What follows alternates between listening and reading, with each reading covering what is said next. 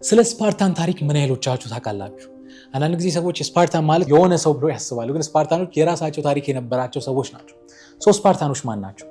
የስፓርታንን ታሪክ ለማወቅ ወደኋላ ወደ ማይሲኒያን ግሪክ ኢምፓየር መመለስ አለባቸው። ያ ኢምፓየር ማለት በጣም ትልቅ የነበረ ግሪክ ውስጥ የነበረ ኢምፓየር ነው። ግን በጊዜ ሂደት ይህ ኢምፓየር በብዙ ምክንያቶች እንደፈረሰ ታያላችሁ። ሀገር ውስጥ በጣም ትልቅ መከፋፈል ነበር። ከውጭ ጠላት ይመጣ ነበር።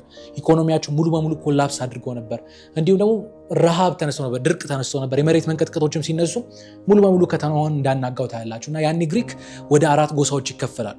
እና ከነዚያ ከተከፈሉት መሃል ደቡብ አካባቢ የሚገኙ ዶሪያንስ የሚባሉ ነገዶች ነበሩ።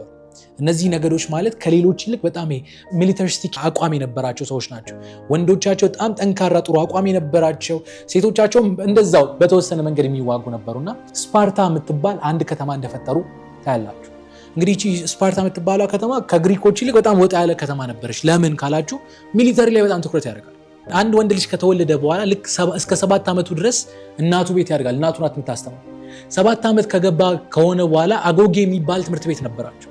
ይህ ትምህርት ቤት ማለት ስፓርታኖች ሙሉ የሚሊተሪ ስልጠና የሚወስዱበት ትምህርት ቤት ነው። ለምሳሌ ከዛ መሃል ሰርቫይቫልን ያስተምሯቸው ነበር። ከሚያስተምሯቸው ትምህርቶች ማለት እንዴት ነው ረጅም ቀን ሳይበሉ ቆይተው እንዴት ነው ሰርቫይቭ የሚያደርጉት። ለምሳሌ ስርቆት ያስተምሯቸው ነበር። ስረቁ ግን እንዳትገኙ ነው የነሱ ፕሪንሲፕል።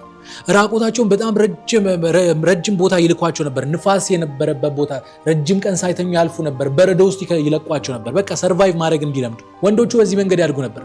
በጣም የሚገርማችሁ ነገር ሴቶችም እንደዛው 7 ዓመት ሲሞላቸው እዚህ ትምህርት ቤት ባይገቡ ግን እዛው ሶሳይቲ መሃል ቢያንስ ወንዶቹ ለጦርነት ሲዋጉ ህዝቡ በማህበረሰቡ እንዲጠብቁ ተብሎ ሴቶችም እዛው ከተማ ውስጥ ይሰለጥኑ እንደነበር ታያላችሁ። መሳሪያ መጠቀም ይሰለጥኑ ነበር። እንዴት መፋለም እንዳለባቸው፣ እንዴት ረስል ማድረግ እንዳለባቸው ይማሩ እንደነበር ታያላችሁ። እና ይሄ ነገራቸው በጣም ዩኒክ ያደርጋቸው። እርግጠኛ ነኝ 300 የሚለውን ፊልም ታውቁታላችሁ ብዬ አስባለሁ። 300 የሚሆኑ የስፓርታ ተዋጊዎች ከፐርሺያ ኢምፓየር ጋር እንደተጣሉ ታያላችሁና ይሄ ከሪጃቸው እስከሆነ ጊዜ ድረስ እንደከፈላቸው፣ ግን አንዴ ኢምፓየሩ ሲመጣባቸው እንዳጠፋቸው ታያላችሁ። ግን ደግሞ ብዙ አልቆይም። ሊደርሺፕ ላይ ጥሩ አልነበሩም፣ የተማሩ አልነበሩም፣ ሊድ ማድረግ አይችሉም። በቃ እነዚህ ሰዎች በጉልበት ግዛ ነው እንዲያርግ ነው እና ይመሩት የነበረው የግሪክ ራሱ ተመልሶ እንደጣላቸው ታያላችሁ። ያ ሰሞን የሮም ኢምፓየር መጥቶ ያንን ቦታ ሙሉ በሙሉ እንደተቆጣጠረው ታያላችሁ እና